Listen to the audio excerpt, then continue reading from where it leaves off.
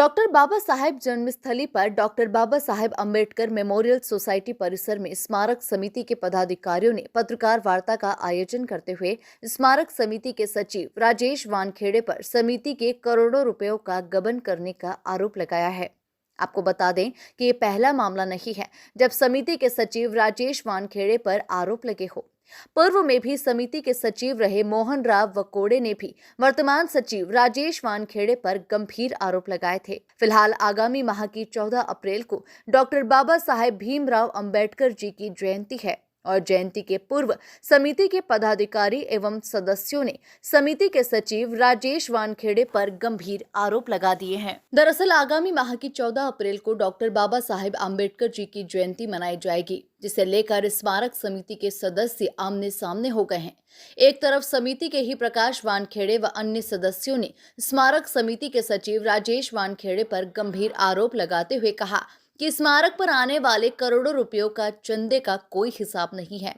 हमें ऐसा प्रतीत हो रहा है कि इनके द्वारा समिति के रुपयों का गबन किया गया हो। साथ ही समिति के पदाधिकारी एवं सदस्यों के द्वारा हिसाब मांगने पर सचिव राजेश के द्वारा सदस्यों को डराया धमकाया जाता है। समिति ने ये भी आरोप लगाए हैं कि सचिव राजेश वानखेड़े ने स्मारक के अध्यक्ष मदंत सुमेध बोधी महाथेरो के खाली लेटर पैड व ब्लैंक चेक्स पर पहले से ही हस्ताक्षर करवाकर अपने पास रख लिए थे, जिसका दुरुपयोग राजेश वानखेड़े के द्वारा समय समय पर किया जा रहा है। इस पूरे मामले में समिति के पदाधिकारी अपनी ही समिति के सचिव राजेश वानखेड़े के खिलाफ न्यायालय का दरवाजा खटखटाने की तैयारी में है। हाँ सर, आज तक जितने भी पैसे आज तक आए हैं वो कभी भी प्रबंधन समिति के सामने नहीं रखा गया है। दान पेटी में कितना पैसा आता है ये भी नहीं बताया गया है। रसीद कट्टे से कितना पैसा आता है ये भी नहीं बताया गया है।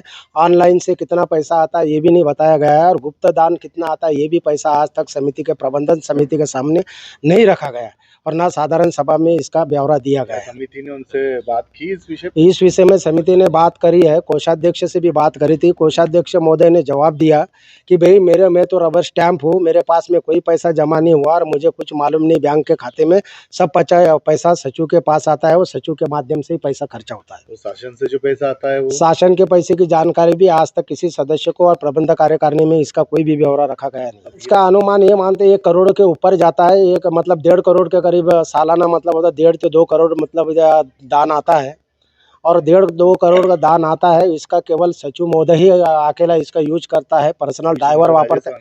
सचिव राजेश वानखेड़े ही इसका पर्सनल यूज करता है। खुद के लिए ड्राइवर वापरता है, उसके गाड़ी के लिए पेट्रोल वापरता है।